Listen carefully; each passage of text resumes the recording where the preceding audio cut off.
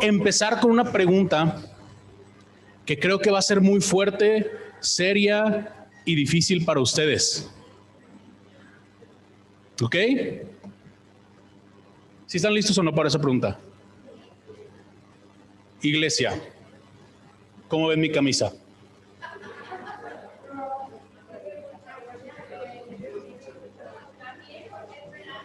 Chidilla, ¿no? O sea, la verdad es que no me acuerdo quién le dije, creo que a Vanessa y a Manuel les dije hace rato cuando venían entrando que me la pongo como 2 veces al año, pero pues me la pongo porque me gusta. Entonces, la verdad es que me siento diferente, me gusta, creo que representa la temporalidad, etcétera. Y la realidad es que si yo les pregunto ahorita a ustedes, ¿cuántos en la mañana pusieron atención a su vestuario para venir? Seguramente todos van a levantar la mano, ¿o no? Incluso estoy seguro que aquel que diga, bueno, yo puse lo primero que vi en el closet, también puso atención en eso. Es imposible que el tema de la vestimenta no sea algo en lo que pones atención. ¿Están de acuerdo conmigo o no? La ropa es una manera de expresarnos. La ropa es una manera de expresarnos. Incluso si tú ves y das una investigadita ahí leve, rápida en el internet, te darás cuenta que incluso los gigantes, por ejemplo, de la industria tecnológica, aquellos que son multimillonarios ahí en el Valle de California, como el dueño de Facebook, como el ya difunto, por ejemplo, el fundador de Apple, de la manzanita, hasta el mismo Bill Gates de Microsoft. Luego hay otro cuate que se llama Elon Musk, que es el dueño de Tesla. Él fundó PayPal, un método de pago cibernético. El día de hoy hace carros, pero también hace cohetes y está buscando colonizar Marte. Estos cuates que están muy lejos de la realidad que tú y yo vivimos. Esos cuates se visten con una playera X, diario andan con la misma, una playera negra, una playera gris, un pantalón cualquiera y unos tenis. Y ellos dicen que pues, la idea no es perder tiempo buscando qué ponerse en las mañanas. Pero para mí, hasta esto mismo es irónico, porque están estipulando una manera de vestirse, de seleccionar la ropa, y de repente tú ves los que están en esa industria y se visten igual. Entonces, lo que para ellos fue una, ¿cómo se llama? Una manera de hacer las cosas más rápidas, de no ponerle atención a la vestimenta, se convirtió como un estandarte de la industria de la moda. ¿Ok? Entonces, hasta eso les representa. Y luego tienes todo lo opuesto a ellos, que según ellos son más minimalistas para vestirse, que es la industria de la moda. Y cada año hay un montón de pasarelas y hay un montón de presentaciones y desfiles de moda en donde aquellos que se dedican a esto, los diseñadores y autores de ropa, estamos hablando de marcas súper reconocidas, presentan sus colecciones de esa temporada, primavera-verano, digamos que estamos ahorita. Y luego presentan otoño-invierno. Son 2 o 3 y son cosas, eventos multimillonarios y se estipulan los estándares de lo que va a ser la moda de ese año, que yo creo que jamás, o no sé ustedes, pero jamás he conocido a alguien en la vida real que vea eso y diga, eso me voy a poner este año. Jamás, o sea, yo no he conocido a alguien que haga eso. Sin embargo, esa industria existe. Y es todo lo opuesto, es extravagante, es poner toda la atención en la ropa, diseñarla, presentarla, crear todo un concepto de la marca alrededor de esto. Y luego tienes, por ejemplo, los deportistas famosos que se visten con ropa carísima y accesorios y sus zapatos carísimos. Un zapato que cuesta 300,000 pesos y dices, ¿what? Y luego tienes, por ejemplo, también el tipo de ropa que está relacionada a la cultura o al estilo de vida, ¿no? ¿Cuántas veces has dicho, porque ves a alguien en la calle, dices, ese cuate es rockero, ¿no? O ves a alguien en la calle y dices, esa mujer hace mucho ejercicio porque todo el día trae ropa de gimnasio. Y después empiezas a ver también el tipo de ropa que está relacionado a la cultura, a la nacionalidad, como los gringos que nos ponen a los mexicanos hombres con nuestro poncho y nuestro sombrero, ¿no? O sea, hay tipos de ropa relacionados a diferentes cosas porque el vestuario verdaderamente expresa lo que es o lo que quiere expresar, válgame la redundancia, aquel quien porta ese vestuario. Si están conmigo y les hace sentido, se han puesto a pensar en eso. Muchas veces la ropa representa, sea algo muy leve, como estos cuates, una playera, oye, pongo la primer blusa, el primer pantalón que vea, no le pongo tanta atención, eso también te representa a ti. O seas una adicta, un adicto a la última tendencia de la moda, también eso te representa a ti en tu corazón. No sé si me estoy desviando o no del tema, creo que no, pero el punto es que todos ponemos atención a nuestra ropa. Y es curioso que desde los tiempos de Cristo esto era una realidad, porque el apóstol Pablo utilizó esta analogía, esta palabra de la vestimenta para expresar algunas cualidades de lo que un creyente debe de tener. Es decir, aquello que le representa a un creyente. Pablo lo utilizó como prendas para vestirse, y esas son las cualidades que vamos a hablar el día de hoy. Yo titulé mi mensaje el día de hoy, el outfit correcto. Outfit significa vestimenta. Entonces, cuando alguien dice, ¿qué outfit voy a usar para tal ocasión?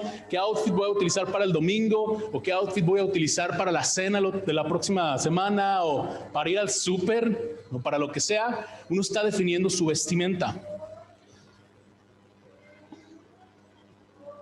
Y es curioso porque preparando esta enseñanza, preparándome para enseñar el día de hoy, recordé que en mis notas, más o menos de hace unas 5 o 6 semanas que prediqué la última vez, también vimos en el mismo vimos la primera parte del capítulo que vamos a leer hoy, o que vamos a ver hoy. Entonces, es padre porque ahí puse, tratar de continuar con algo relacionado al vestuario. Y entonces llegué a mis notas y me di cuenta que es algo que podemos enseñar el día de hoy. Así que por favor, acompáñame a Colosenses 3 y vamos a ver lo que el apóstol Pablo le escribe a los cristianos de esta iglesia una vez más, ¿ok?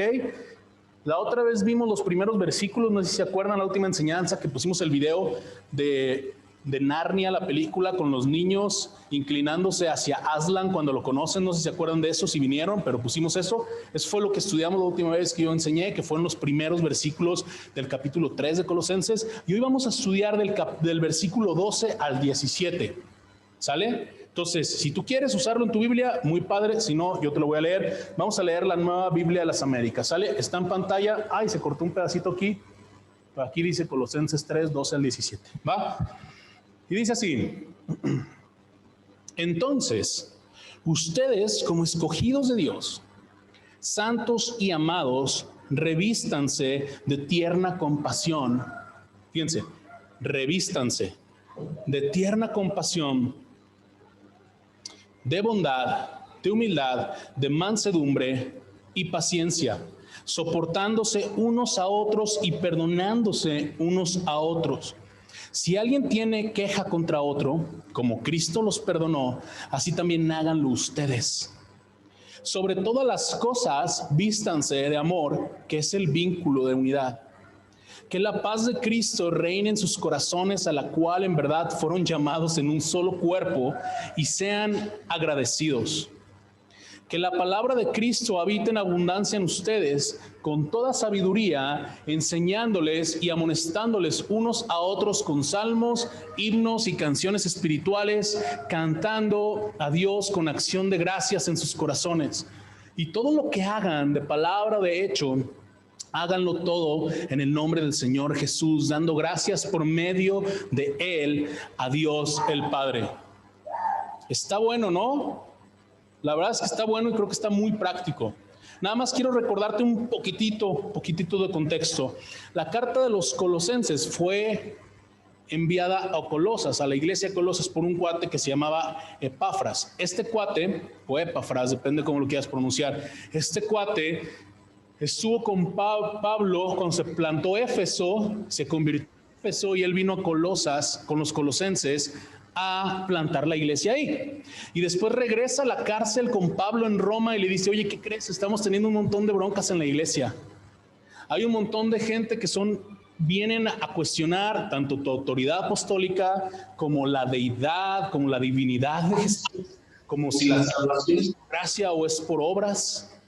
Incluso había algunos cuates que estaban invitando a la iglesia en Colosas a adorar a los ángeles de la misma magnitud que se adoraba a Jesús, o que los líderes en la iglesia estaban enseñándoles a adorar a Jesús. Entonces estaban teniendo una verdadera intoxicación de falsas doctrinas. Entonces Pablo escribe esta carta y los primeros 2 capítulos Pablo toca estos temas y habla acerca de la supremacía de Cristo por encima de muchos, obviamente de todo, pero menciona ángeles y menciona otras cosas que tú puedes leer ahí. Después habla acerca de él mismo como apóstol y después empieza a hablar acerca del carácter y el comportamiento del creyente. Y precisamente en el capítulo 3, al principio, que fue lo que estudiamos la otra vez, habla acerca de cuáles deberían ser las metas del cristiano. Por eso Pablo dice, vean y pongan sus ojos en las cosas de arriba. Después que les dice, esa es su meta, después les dice, oigan iglesia, también dense cuenta del contraste entre el viejo hombre o la vieja naturaleza y la nueva naturaleza. Antes ustedes eran dados a esto y esto, ahora tienen que buscar esto y esto, el otro. Eso es en la parte anterior a esto que leímos. Y después de haber dado un poquito de contraste entre la vieja naturaleza y la nueva naturaleza, Pablo se pone muy práctico y habla acerca de estas cosas. Y la analogía que usa es que la ropa. Y tiene un sentido. Y entonces comienza diciendo, entonces ustedes como escogidos, empieza a hablarle ya obviamente a la iglesia, dando por hecho que son ¿qué? Creyentes. ¿Ok? Esta palabra revístanse es clave porque la utiliza en esta porción y en 3 secciones que a mí me gustó o me inspiraron a traerles a ustedes 3 puntos para estudiar estos 5 versículos. ¿Salen? Entonces, tengo 3 puntos para ustedes. El primero es el siguiente. ¿De qué quiero? ¿De qué a qué nos enseña o nos invita Pablo a vestirnos? ¿O con qué nos invita a vestirnos Pablo el día de hoy? No sé si lo dije bien. Creo que sí, me entendieron. Lo primero es vistámonos de un carácter piadoso. ¿Sí? Y vamos a ir al versículo 12 y 13. ¿Sale? Primero quiero que entendamos algo. En el versículo 12 y 13, si ustedes están ahí, Pablo comienza diciendo, entonces, ustedes como escogidos de Dios, santos y amados. Escogidos, santos y amados. En 3 palabras, Pablo sentó las bases de la identidad de una persona que ha creído en Cristo. Así, pum, rápido, como cachetada, paz. ¿Sí? Escogidos. Ahora, acuérdense que esto es en el contraste, si pensamos en el contexto de esta parte de la escritura, imagínense que aquí llegan 4, 5, 6 maestros que dicen que ellos también saben acerca de la doctrina cristiana, pero están obviamente intoxicados con otras doctrinas, ¿no? Y empiezan a decirnos, no, ustedes tienen que tener cuidado porque Dios no los escogió a ustedes, escogió a los judíos en este caso, ¿no? Somos nosotros el pueblo escogido y nada más. Los demás están fuera, son gentiles, son pecadores, son sucios. Solo nuestro pueblo es el escogido. Por eso Pablo comienza diciéndoles, escogidos de Dios. Entonces, lo primero que tú tienes que saber hoy, antes de que hablemos lo demás, que es lo práctico, es que si tú has puesto tu fe en Jesús, tú estás escogido por Dios y ahora Dios no ve. De hecho, si ustedes leen unos renglones antes, esto es en el versículo 12 y 13, pero no, Colosenses 3, versículo 11, Pablo dice, en esta renovación, es decir, ahora en la fe, en el nuevo pacto con Jesucristo, dice, ya no hay distinción entre griego y judío, circunciso e incircunciso, bárbaro, escrita, esclavo o libre, sino que Cristo es todo y en todos. Y luego dice Pablo, entonces ustedes que han sido escogidos, es decir, ya no hay distinción. Cuando venimos a Cristo, somos ahora su pueblo, somos sus hijos, somos escogidos por Dios. Y luego dice santos. La palabra santo significa apartados. Entonces, querido, en Cristo tú eres apartada y apartado de el mundo, del pecado, de la muerte. Tú has sido apartado para Dios de todas estas cosas que Jesucristo ganó en la cruz. Vamos a ir para allá en un momento, pero es importante que entendamos cómo Pablo sienta la premisa primero de la identidad de ellos como creyentes, porque no es lo mismo decirte, tú deberías de pensar en revestirte de esta y estas cosas, O sea, no podemos llegar ahorita aquí a cualquier puesto de tacos enfrente y decirle a la que nos atiende sin saber cuál es su fe y si ha creído en Jesús o no, decirle, tú deberías de vestirte de más bondad y humildad. Imagínate los tacos, va a decir, ¿tú qué o qué con esa camisa ridícula, no? O sea, ¿por qué me vienes a decir cuántos tacos te sirvo? ¿No? En mi caso me dirán, ¿cuántos tacos te sirvo, güero? Pero entonces no podemos llegar y decirle a alguien todo lo que debería de hacer o cómo debería revestirse y cuál debería ser su carácter piadoso si antes no sabemos cuál es su fe. Por eso Pablo, habiendo hablado a una iglesia que digamos era sus nietos, porque él plantó Éfeso y de Éfeso nació Colosas, él sabía que eran creyentes. Entonces Pablo les habla como creyentes y les recuerda, escogidos, apartados y la última que es, amados. No dependan de la pantalla, tengan su Biblia por ahí. La última es amados. En el versículo 12 dice, escogidos, santos y amados. El Señor nos ama. El Señor nos ama. Para Pablo era importante esto porque los judaizantes estaban diciendo, si tú quieres ganarte el favor de Dios, mezcla poquito de la ley y mezcla poquito de la gracia. Y acuérdate que tienes que hacer y cumplir con estas tradiciones y tienes que cumplir con estos mandatos para que entonces veamos si eres acepto o no delante de Dios. Y Pablo dice, no, ustedes son amados, escogidos, santos, apartados y amados por el Padre. Eso es importante para la vida del creyente. Por favor, acuérdate de eso. Tú eres escogida o escogido, eres apartada o apartado y eres amado o amada por Dios. ¿Es bueno? Claro que es bueno. Esa es la identidad del cristiano, por eso puse ID ahí. Y entonces Pablo continúa, versículo 13. La segunda parte del versículo 12 es donde Pablo comienza y dice la palabra clave. Se los voy a poner de una vez para que vean que no soy mala onda. Aquí estamos hablando esta parte de aquí. Y después ya Pablo comienza con la palabra clave del día de hoy. ¿Cuál es?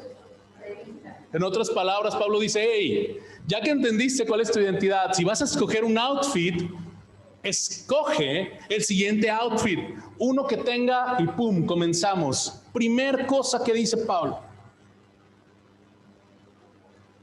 Dice tierna compasión. En la Nueva Versión Internacional dice afecto entrañable. Entrañable. Afecto entrañable.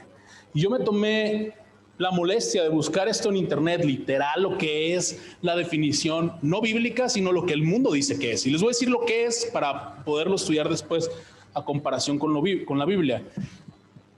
Compasión, sentimiento de tristeza que produce el ver padecer a alguien y que impulsa a aliviar su dolor o sufrimiento, a remediarlo, a evitarlo. Es decir, la tierna compasión no nada más es decir, oh, pobrecito, pobrecita. Es decir, ay, ¿cómo te ayudo y cómo hago que alivies ese dolor o tu sufrimiento? ¿Sí están conmigo?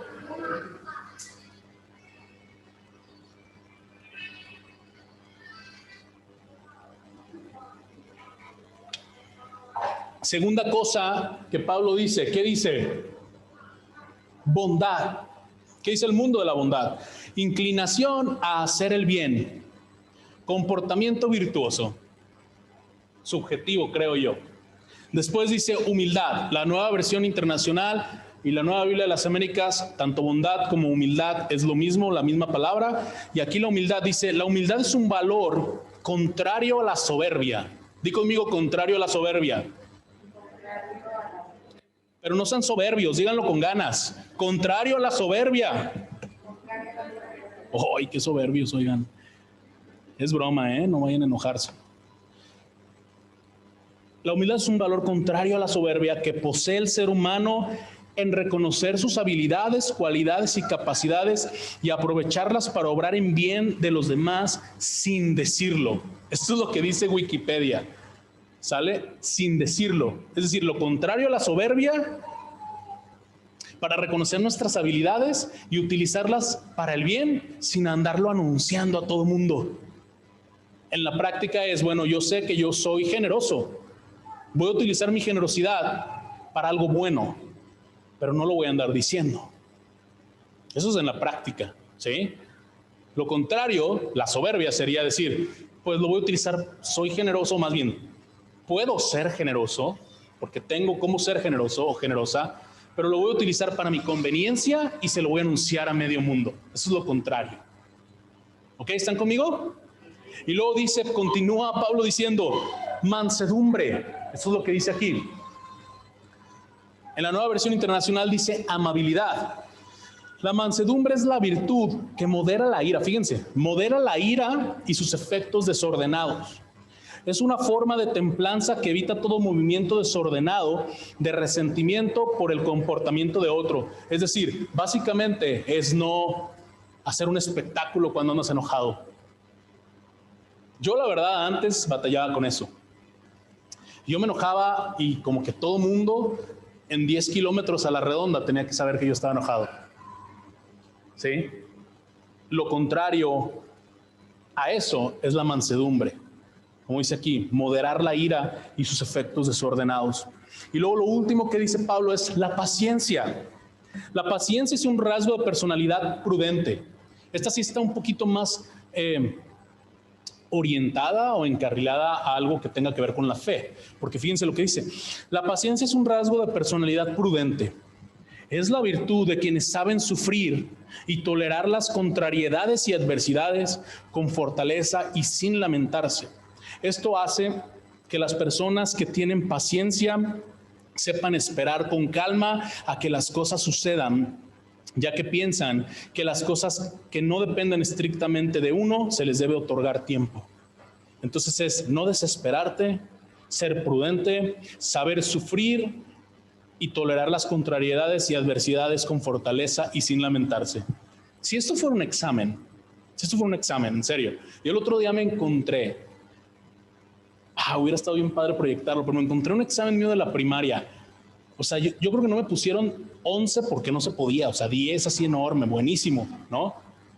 Pero después, en la semana, unos amigos de la universidad estaban recordando las calificaciones de la universidad, en la primera universidad que estuve, porque estuve en 2, porque en una pues sí me fue medio mal, la primera. Y no, hombre, me fue fatal, reprobado, o sea, ahí no podía tener más de 0, o sea, no podía tener menos 10 porque no se podía, o sea, era 0 y ya. Si esto de aquí, estas cualidades fueran un examen, yo sería el primero en reprobar, o sea, sinceramente. Sobre todo en paciencia. Soy un tipo extremadamente impaciente y necesito resolver las cosas rápido. Yo no sé esperar en la adversidad. Yo no lo sé. La verdad es que yo no lo sé. Y los que me conocen verdaderamente de cerca saben esto. Pero bueno, eso tiene un sentido. Pero antes de decirte el sentido de estas cosas, quiero preguntarles, cuando ustedes se visten bien para una ocasión importante, es porque la ocasión lo amerita, ¿están de acuerdo? O sea, no te vas a vestir como cuando vas a una boda para ir a Walmart. ¿Están conmigo? O no te vas a ir a vestir como cuando vas a hacer ejercicio para ir al cine, creo. ¿No? O a lo mejor si trabajas con un uniforme en tu empresa, no te lo vas a poner por gusto para venir a la iglesia. Hay una razón de ser para lo cual nos vestimos. ¿Están conmigo? ¿Cuál es la razón de ser? ¿Por qué Pablo dice, vístanse de todo esto? O sea, ¿cuál es la ocasión? ¿Por qué amerita ese outfit? Que es la primera parte, todavía no vamos a las segundas 2 prendas, digamos. La primera prenda, recuerden, es un carácter piadoso. Pero, ¿a fin de qué? Fíjense lo que dice acá arriba.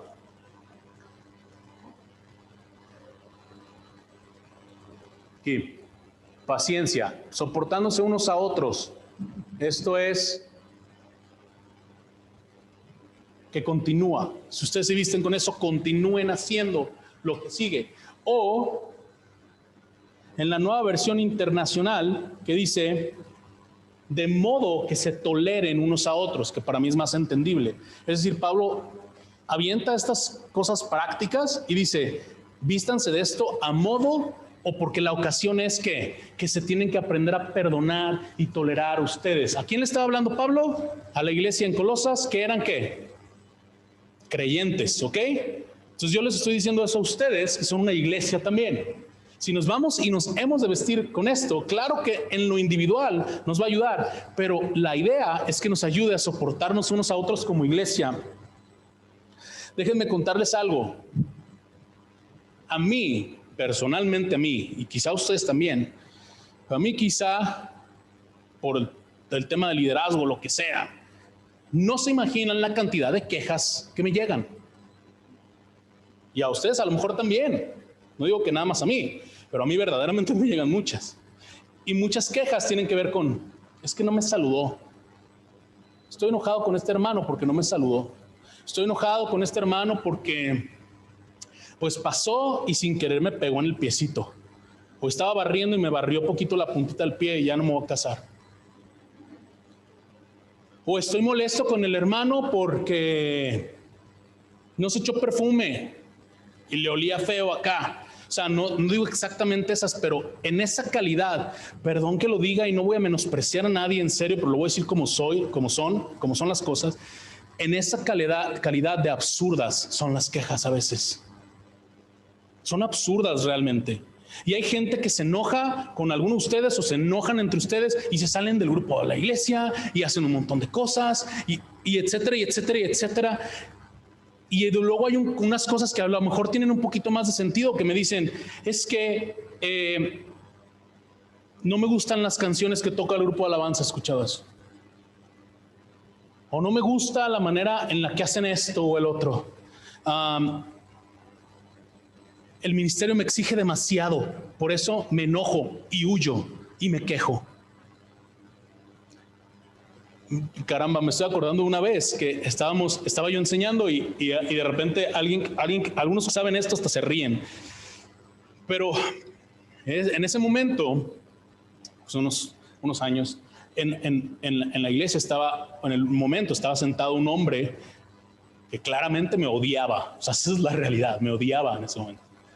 Y entonces yo prediqué y en la predicación dije algo y mencioné la palabra cuates. Y entonces dije, no, y Juan el Bautista fue con sus cuates y les dijo, algo así dije, ¿no? Se termina, toda la gente se estaba saludando, yo estaba recogiendo, porque había dirigido la alabanza, estaba recogiendo mis cables y este cuate se sube a la plataforma y me toca así en la espalda, ¿sabes? Como cuando yo me asusté. Le dije, ¿qué pasó, señor? Y me dijo, a mí no se me hace bien que andes diciendo estos cuates en la predicación. Creo que la escritura merece más respeto que decir estos cuates. Y yo la verdad me quedé un poco en shock y le dije, ok, gracias. De nada. Y se va y nunca volvió.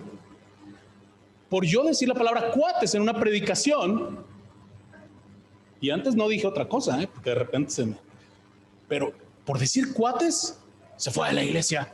Pero no él. Su esposa, sus hijos, la esposa y el esposo de los hijos y todo. ¿Sí sabes? Está bien, no puedes controlar muchas cosas. Pero Pablo nos dice, sopórtense y tolérense. Y no es un tema que es, oigan, les aconsejo que si tienen tiempo, si se les antoja, si se les apetece, se soporten. Por supuesto que no. Pablo dice, en las matemáticas de Pablo dicen, quieren vestirse de humildad, bondad, bla, bla, bla, lo que vimos ahorita. ¿Quieren vestirse de eso? Sopórtense, porque esa es la ocasión. Para eso les recomiendo que hagan esto.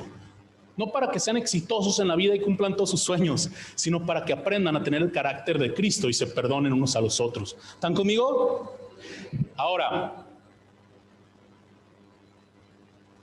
es importante mencionarles una última cosa de esto. Vivimos en una época y en tiempos que muchos le llaman la época de la generación de cristal. ¿Saben qué es eso, verdad?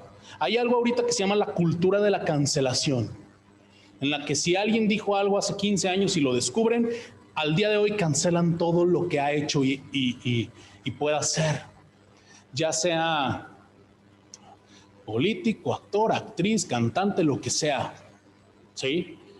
Vivimos en una generación que está acostumbrada a decir, no, crucifíquenlo, pum, vámonos, cancelado, porque todo nos ofende a veces. ¿Están de acuerdo conmigo en eso? Que todo nos ofende y en las redes sociales no puedes decir nada, ya no sabes de qué vas a ofender ni cómo vas a ofender. Y entiendo la parte de ser prudente, eso sí lo entiendo, pero la realidad es que sí vivimos una generación de cristal. Diría mi mamá que ahí está en Zoom, de jarritos de Tonalá. Y nomás lo mueves, se rompe, ¿no? Y yo veo que la recomendación de Pablo es totalmente lo contrario. Así que con eso yo me animo a decirles, los cristianos no tenemos que ser una generación de cristal. No debemos de ser. No debemos de ser. Ahora, no te estoy diciendo que soportes abuso, tampoco te estoy diciendo que soportes cosas que son insoportables, ni que te acostumbres a violencia u ofensa o algo así. No estoy diciendo eso, sino en el margen del sentido común de lo que la Escritura está diciendo. ¿Sale? No digo sopórtense y tolérense unos a otros mientras te están básicamente haciendo todo en contra de tu voluntad y estás cayendo en falsa doctrina o en abuso físico, verbal, psicológico. No te estoy diciendo eso. ¿Sale? Pero sí creo que hay un margen en donde a veces los cristianos somos generación de cristal. Ay, la hermana no me saludó, ya me voy de la iglesia. No se puede hacer eso, no se puede hacer eso. Y no lo tomen para mí, no lo tomen para que estén en Central Gracia, donde sea que vayan. Si ustedes son cristianos y son creyentes, esto es lo que Pablo dice, que toleren y soporten a otros que también son de la familia de Dios. ¿Sí están conmigo? Muy bien, ahora, todo el mundo dice, sí tiene sentido, pero déjame decirte algo, la realidad es que esto per se no tiene sentido, porque ninguno de nosotros verdaderamente podemos ser tiernos y compasivos todo el tiempo, ni buenos todo el tiempo, ni humildes todo el tiempo, ni mansos todo el tiempo, ni pacientes todo el tiempo. No podemos. Como tal, aunque la parte práctica tiene sentido, si es cierto, no tenemos que ser generación de cristal, tenemos que echarle ganas, soportarnos, y la realidad es que reprobamos. Yo reprobaría, sería el primero en reprobar. Y ustedes también, no se hagan. Esa es la verdad. Bueno, entonces, Ches, ¿qué estás diciendo? Entonces, ¿le hago caso a Pablo? No. Sí, pero tenemos que ir un poquito a la raíz. ¿En dónde en la Escritura ustedes se acuerdan un poquito que habla acerca de algo como lo que leímos ahorita?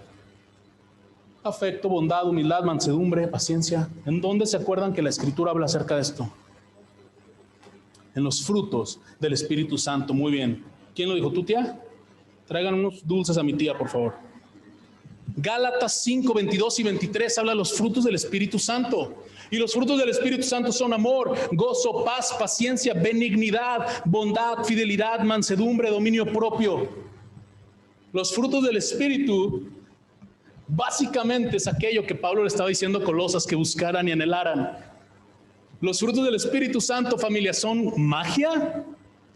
No son magia. Por eso, de entrada, en nuestras propias fuerzas y en nuestra propia carne, vamos a reprobar todas esas cosas que Pablo le aconseja a Colosas. Lo vamos a reprobar. Pero si entendemos lo que hay detrás de, puede ser que no reprobemos. Para llegar a los frutos del Espíritu Santo, uno tiene que creer en Jesucristo. Uno tiene que creer en el Evangelio de Jesús, arrepentirnos de nuestros pecados, morir a nosotros mismos y dejar que el Espíritu Santo haga la obra en nosotros. Y eso nos pone inmediatamente en un proceso que se llama santificación progresiva. Y la santificación progresiva es progresiva porque no eres santificado inmediatamente, sino que vas en un proceso en el que te vuelves más bondadoso, más humilde, más manso. Te vuelves más misericordiosa. Y todo esto que Pablo habla y los frutos del Espíritu empiezan a verse en tu vida. Pero no hay fruto del Espíritu Santo si no creemos el Evangelio. ¿Qué te estoy diciendo entonces? Esta fórmula es un círculo, no es vicioso, pero sí es un círculo. Creemos el Evangelio y todos los días morimos a nosotros mismos y creemos a Cristo y decimos, hey, menos de mí y más de Él.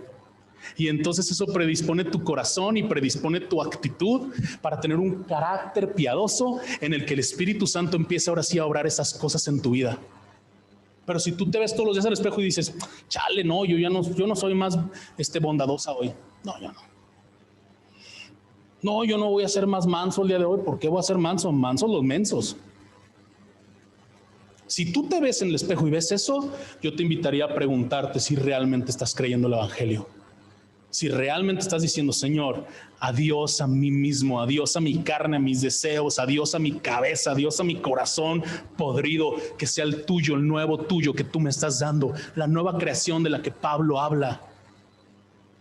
Si tú estás creyendo eso, entonces, ¿qué crees? Puede ser que no repruebes y puede ser que vengas a la iglesia a soportar y tolerar unos a los otros. Porque si tú eres un cristiano de generación de cristal, quizás es un cristiano que no ha entregado su vida completamente a Jesucristo. Triste, pero cierto, perdón.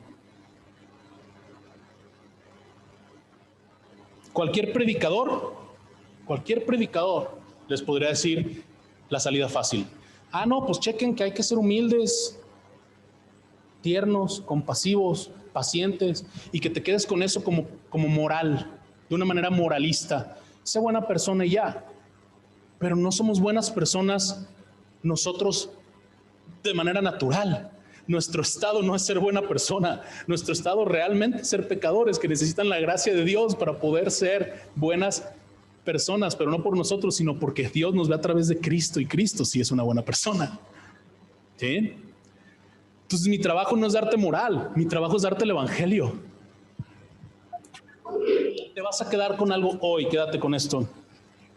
Necesitamos el evangelio para poder vestirnos como creyentes y morir a nosotros mismos y dejar que Cristo reluzca. No nosotros, sino que el Espíritu Santo hará la obra por nosotros. Así que punto número 1, para tener un carácter piadoso, necesitamos entender nuestra identidad como creyentes. Necesitamos buscar que el Espíritu Santo haga la obra en nuestra vida creyendo el evangelio. ¿Ok? ¿Tiene sentido el punto número 1? Oh, wow, tomé casi toda la predicación para el punto 1. Bueno, ni modo, perdón. Punto número 2. ¿De qué nos tenemos que vestir? De una actitud amorosa. Chéquense el versículo 14, mientras le tomo el café, si tienen ahí o no. ¿Alguien lo puede leer, por favor?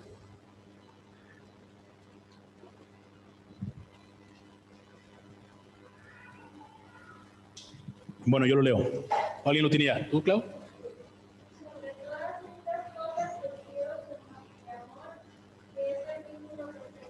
Entonces, Pablo está diciendo, ok, ya entendimos, te estoy hablando a creyentes que están en el proceso de santificación por el Espíritu, que pueden aspirar a estas cualidades. Vístanse de esto, porque para que puedan tener un vínculo verdaderamente de unidad entre cristianos, tiene que haber amor.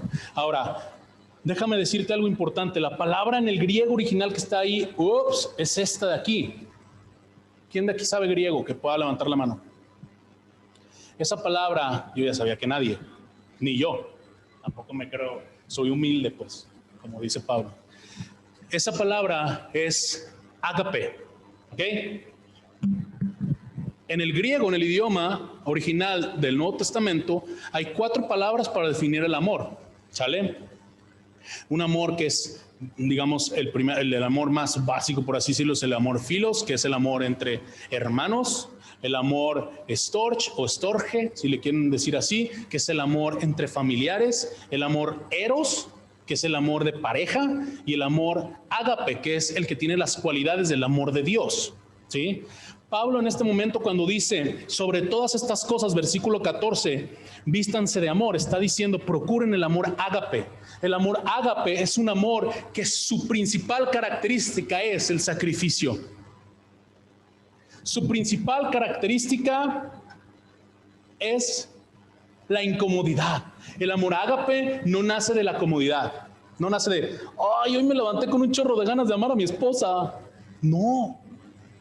El amor ágape dice, hoy que me levanté sin nada de ganas de amar a mi esposa, la voy a amar.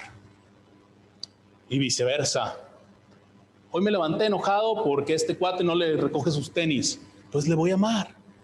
A mi hija, a mi hijo. Esto es para todos. El amor ágape es algo que no se excluye de los otros, sino que aplicamos viendo el carácter de Dios. Y Pablo está diciendo eso. Y es el mismo amor del que Pablo habla en 1 Corintios 13, que dice todo lo puede, todo lo soporta. Y ese versículos famosos que son para las bodas, eso es el amor ágape. El mismo amor que Jesús dijo a sus discípulos en Juan, en el Evangelio de Juan, creo que es Juan 13, algo así, les dice, hey, solo hay una manera en la que la gente sepa que son mis discípulos. ¿Cuál era? En esto sabrán que son mis discípulos. ¿Cuál es? Que se amen, si tenéis amor entre ustedes. Que se amen unos a los otros. Ese es el mismo amor. Ahora yo te quiero preguntar algo. Si partimos de que el amor ágape es sacrificial, ¿cuánta gente difícil tú amas? Cuéntalo. ¿A cuánta gente difícil amas? No pongas la culpa sobre ellos. O sea, no digas, pues difíciles conozco a tantos. No, no. ¿A cuántos verdaderamente amas? ¿Les sirves? ¿Les perdonas? ¿Les das tu vida? ¿A cuántos? Ahí hay amor ágape. ¿A cuánta gente que te aumenta la impaciencia? Es que dices, ¿a cuántos de ellos les tienes paciencia? Yo me acuerdo de un cuate hace algunos años, nadie se va a ir porque dije cuate, perdón. Voy a poner una alarma cuando diga cuate, se me suena pi, pi, pi, pi. Inscríbanse por favor ahí en el buzón de quejas, ¿cuántos no quieren que diga cuate? Y ya lo voy a considerar. Un cuate hace algunos años me dijo algo, me dijo, si alguien te cae gordo, sírvele. Ahora yo sirvo a toda la iglesia, imagínense. Él decía, si alguien no te cae bien, si alguien no tienes, sírvele. Y eso va a ayudarte a amarle como Jesús te ama a ti. Y dijo, oh, wow. Pues sí es cierto, ¿no? O sea, la neta es que sí es cierto. Un cristiano, a ver, una persona allá afuera, lo más fácil es, esta persona me cae gorda, no quiero ni verle ni hablar con ello, ¿no? Me hizo algo en el pasado, lo que tú quieras, o simplemente de verlo me cae gordo. Yo tengo ese efecto en la gente, esa es la realidad. Entonces, ¿qué es lo que tienes que hacer? Si eres así de payasito y que seleccionas a la gente y te caen gordos, sírveles. Sé como Jesús ha sido contigo.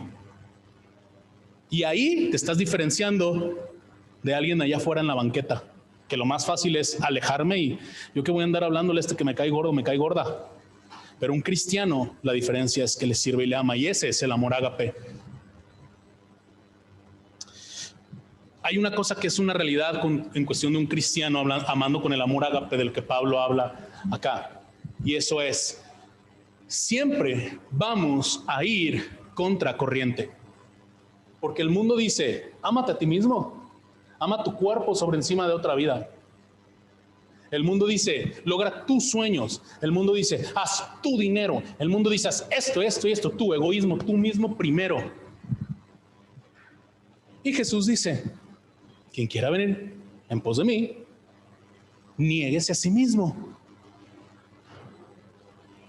¿Tú sabías que el cristianismo es probablemente la única religión o corriente religiosa en el mundo que dentro de su doctrina explícitamente tiene que amemos a nuestros enemigos? Un cristiano que ama con el amor ágape siempre va a estar en contra de lo que el mundo dice. Y eso es algo que tenemos que saber.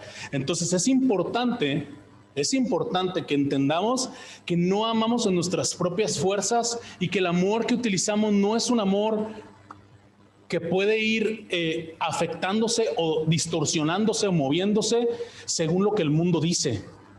No se puede. ¿Ustedes creen que la versatilidad de corrientes ideológicas del mundo es exclusiva de nuestra generación del 2021? Claro que no. Por años, cientos de años, la iglesia ha tenido que mantenerse firme en lo que son los principios bíblicos de la escritura, con autoridad en la escritura ante las diferentes corrientes ideológicas que hay en el mundo por años. Ahorita estamos batallando con algunas cosas que el mundo dice, esto y esto y esto, y no los voy a mencionar porque no quiero meterme en problemas con nadie, obviamente, pero el mundo menciona un montón de cosas que van en contra de lo que es la palabra de Dios. Entonces, si nosotros amamos con amor ágape a la gente, siempre vamos a ir en contra. Vas a ser el raro, vas a ser la rara. Pero, ¿qué crees? No te lo dice Sergio López en el escenario, como se llame esto, de Centro de Gracia. Te lo dice Jesús en la Escritura, el Jesús en el que tú decides creer. Jesús nos llama a eso, a amar con amor ágape. Pablo lo está respondiendo aquí. Sobre todas estas cosas, a ver, sí, humildad, muy bueno, sí, mansedumbre, muy bueno, sí, bondad, pero sobre todo eso, ustedes vístanse de amor ágape, de una actitud amorosa. Nada más te quiero invitar, pon metas con amor sacrificial, sencillas. Esta semana ponte algunas metas en esta parte. Sí, a lo mejor dices, voy a comprometerme a llegar temprano a la iglesia porque amo a Cristo y sé lo que Cristo pagó por la iglesia. Y ahí es como que sacrificial, es como incómodo, pero Dios, quiero amar a la iglesia con amor ágape, con amor que es sacrificial, con amor que no es cómodo. Voy a llamarle al hermano difícil de la iglesia o al que conozco allá afuera que no es de la iglesia o a la hermana y solamente le voy a escuchar y voy a orar por esa persona.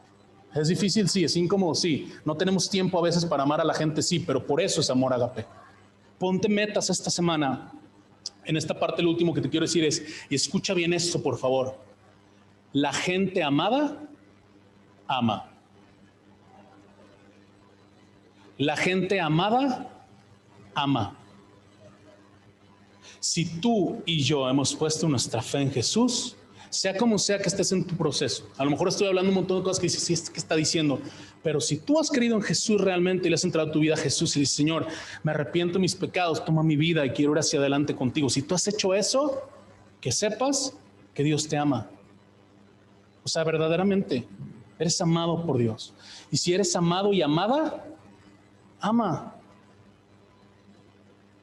Ama. Una vez estaba con unos amigos en la secundaria y estábamos hablando con uno de los maestros. Yo lo acompañé porque unos cuates más grandes pues lo habían bulleado y le habían pegado y lo habían dejado por ahí. Entonces mis amigos y yo lo agarramos, lo llevamos con el director. Me acuerdo que el director le dijo, no te preocupes, esos cuates, el problema es que en su casa no los quieren. Y esa es la manera en la que reflejan eso. Entonces me acuerdo que me quedó muy marcado eso. Es que en su casa no los quieren. No estoy diciendo que es la regla para todos aquellos que bulean. Hay veces que es otra cosa más compasiva y no tan fuerte. Pero lo que sí es cierto es que si somos amados, vamos a amar. Y si tú has puesto tu fe en Jesús, podrá dejarte de amar tu esposo y tu esposa, tus hijos incluso, tus mejores amigos te pueden abandonar, te puede abandonar tu familia, pero Dios te ama. Y eso es suficiente para que tú ames con amor ágape allá afuera. Punto número 3 y ya nos vamos. Una disculpa. ¿De qué nos invita Pablo a vestirnos hoy? De expresiones de gratitud. Me voy a ir más rápido, ¿ok? Versículo 15. Primero dice, vamos a dividirlo en 3 partes, ¿sale? Versículo 15 dice, que la paz de Cristo reine en sus corazones, a la cual en verdad fueron llamados en un solo cuerpo, y sean agradecidos. Que la paz de Cristo, ¿qué? Reine. Es decir, que sobre todas las cosas haya paz. Y esta paz no significa amor y paz, brother. No, eso significa que ante la adversidad haya paz en tu mente, que haya tranquilidad. Es relacionado totalmente con los conceptos de arriba, porque Pablo está hablando una sola cosa, no porque rompamos las secciones de la escritura quiere decir que se hablan de diferentes cosas. Pablo sigue diciéndoles de qué vestirse a la iglesia de Colosas, y estaba hablando acá de mansedumbre, por ejemplo, y de paciencia, y acá abajo les dice, para que la paz reine, o sea, que haya paz, ¿sí? Más como paz antiviolencia que como paz de nada está pasando. Una reacción pacífica ante la vida y las adversidades, que eso reine como cristianos, tengamos paz. Oye, el mundo se está despedazando. Hey, ¿sabes qué? Vamos a tener paz porque no confiamos en el mundo, confiamos en Dios. Y luego, versículo 16, que la palabra de Cristo habite. Fíjense cómo primero dice que la paz de Cristo reine. ¿Ok? O sea, aparte de la obra del Espíritu Santo en lo individual y en la iglesia, es que la paz reine, pero también que la palabra habite. No podemos como creyentes decir, pues poquito de escritura y poquito acá de tradición de lo que yo crea que es bueno. No, o sea, no. La palabra de Dios debe de habitar en nuestros corazones y en esta comunidad que somos. Es una iglesia, autoridad bíblica. Y dice que la palabra de Cristo habita en abundancia como principio. Pero después dice, con toda sabiduría enseñándose y amonestándose, ya dice, bueno, que habite la palabra entre ustedes y úsenla de esta manera, amonestándose y enseñándose unos a otros con salmos, himnos y canciones espirituales. Y fíjense, lo último me encanta, cantando a Dios con acción de gracias en sus corazones. Pablo nos invita a tener un carácter piadoso, a tener una actitud amorosa y un estilo de vida de expresiones de gratitud. En la alabanza, por ejemplo, aquí, Pablo específicamente aquí está hablando de la alabanza que congregacional. No te dejes engañar.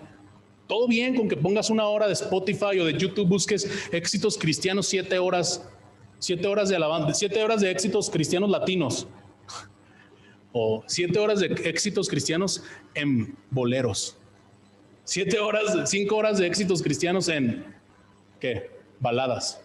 Ponlo, está padre. Pero Pablo aquí está hablando de esto, de la alabanza congregacional. De hecho, tenemos un decálogo de valores en esta iglesia y uno de ellos es la alabanza congregacional. Y la alabanza congregacional está fundamentada en este versículo porque creemos que la alabanza nos exhorta y nos enseña y nos amonesta unos a otros, usando himnos, salmos, canciones espirituales. Por eso tiene sentido también que nuestras canciones tengan contenido cristocéntrico. Hay gente que me ha preguntado, oye, ¿por qué no has tocado la última de tal artista?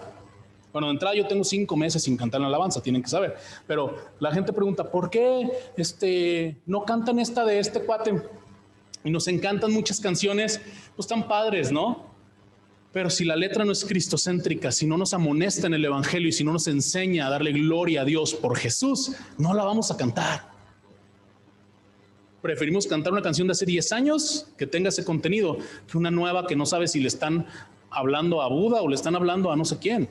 O sea, si una persona de otra religión no entra y se siente incómoda con lo que cantamos, entonces no estamos cantando el evangelio. Después, versículo 17. Gratitud teniendo paz, mente en paz, mentalidad pacífica, gratitud en nuestra alabanza congregacional y gratitud en nuestro estilo de vida. Fíjense cómo cierra Pablo esta porción, dice, y todo lo que hagan de palabra o de hecho, de palabra o de hecho, o sea, lo que digan o lo que hagan, háganlo en el nombre del Señor Jesús, dando gracias por medio de Él a Dios el Padre. Yo no sé tú, pero estoy seguro que si alguien un día, tú estás en aprietos, tú dices, oye, necesito, no sé, una bronca de salud y necesito tanta lana para poder pagar tal cosa. Si alguien llega y te dice, aquí está, te lo regalo, yo te aseguro que toda tu vida hasta que te mueras vas a estar agradecido con esa persona y agradecida. ¿Tiene sentido o no? Imagínense que Matías se hubiera perdido. O sea, qué gacho, pero imaginen algo así. Y alguno de ustedes se va y se avienta y corre más rápido que yo, obviamente, y lo encuentra ya a 3 cuadras. Toda la vida voy a estar agradecido con esa persona yo. Y lo que Pablo está diciendo aquí es, ustedes cristianos que conocen el sacrificio de Jesús, lo que Dios el Padre ha hecho por ustedes, todo lo que digan y todo lo que hagan, háganlo pensando en ser agradecidos por eso. ¿Tiene sentido o no? ¿Cómo podemos ser cristianos y menospreciar el sacrificio de Jesús y decir, pues yo hago las cosas por mí mismo, pues yo hago las cosas por lograr mis metas en la vida, yo hago las cosas, está bien, pero nomás acuérdate que le debes algo a alguien y esa es toda tu gratitud y toda tu alabanza al Dios de amor que te ha amado y que te ha dado en la cruz perdón, justificación y una nueva vida. Entonces Pablo dice, vístanse de 3 cosas. El outfit correcto es un carácter piadoso, una actitud de amor ágape y una expresión de gratitud constante, siendo pacíficos, alabando a Dios y haciendo todas las cosas y diciendo las cosas para gratitud de nuestro Padre. Déjame cerrar con esto. Voy a preguntarles algo. ¿Cómo se darían cuenta, digamos, vamos a hablar de un policía? ¿Cómo se darían cuenta que una persona es un policía ahí en la calle si pones a 2 hombres? ¿Cómo sabrías cuál es el policía? ¿Por qué más fuerte? Igual con un bombero, igual con un médico que esté en guardia, por la vestimenta. ¿Qué diferencia vas a tener tú frente a otro ser humano que no ha entregado su vida a Cristo?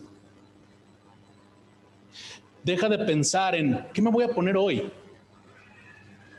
A veces, perdón que lo diga, pero las mujeres y Toño, caballero, las mujeres y Toño duran 1 hora pensando qué se van a poner antes de salir de su casa. Ya no pensemos así. Un cristiano no tiene que pensar una hora en qué ponerse. Un cristiano tiene que decir, hoy me voy a vestir de un carácter piadoso, de una actitud de amor ágape, y voy a darle gracias en todo lo que haga Dios, porque todo lo que hago es para Él. Este es el outfit correcto. Esto es como nos van a diferenciar de si un policía y un cuate cualquiera. Si el cuate tiene su uniforme, entonces dices, ese es policía. Si un hombre, una mujer cualquiera allá afuera se pone a un lado de ti, la gente tiene que decir, este es cristiano. ¿Tiene sentido? Obviamente conocen ustedes la doctrina básica, no les estoy diciendo que por hacer cosas vamos a ganar el cielo, ya no estamos ahí, hemos hablado de Cristo, no ganamos la vida eterna ni el perdón de Dios con nuestras obras, sino con creer en Jesús y recibir la gracia de Dios. Pero sí es cierto que somos salvos para buenas obras, no por buenas obras. ¿Hemos creído en Jesús? Sí. Vistámonos con el outfit correcto. ¿Están conmigo? Padre, gracias Dios por esta enseñanza. Gracias por esta porción de la Escritura en la que podemos ser estirados en nuestra fe, Dios, amonestados también, Señor, pero sobre todo, Dios, podemos ver a la luz de lo que tú dices, qué es lo que tú esperas de nosotros como creyentes, Señor. Padre, yo te quiero pedir que nos enseñes, Dios, a ser más compasivos, Padre, que nos enseñes a ser más bondadosos, más humildes, más mansos, más amables y más pacientes, Dios. Que nos enseñes a amarnos unos a los otros con el amor que tú nos has reflejado con tu carácter, Dios, con ese amor ágape. Padre, que nos enseñes a tener una vida en la que nos caractericemos por ser pacíficos, no violentos, ni arrebatados, ni viscerales, sino pacíficos, Señor. Padre, que nos caractericemos por alabarte, Dios, verdaderamente alabarte con el corazón, Señor, congregacionalmente y en lo individual, Señor, con alabanza expresiva de gratitud, no alabanza por nada más cantar o lo que sea, sino que verdaderamente estemos agradecidos, Señor. Enséñanos también a que todo lo que hagamos, ya sea de hecho o de palabra, Señor, todo lo que digamos o hagamos sea como para ti, Dios, dándote las gracias a ti, Señor. Padre, muchas gracias por lo que nos enseñas en esta porción de la Escritura. Nos sometemos a ella, Dios, y te damos las gracias porque sabemos que tu Espíritu Santo obra entre nosotros cuando estamos estudiando la Escritura. En el nombre de Jesús. Amén.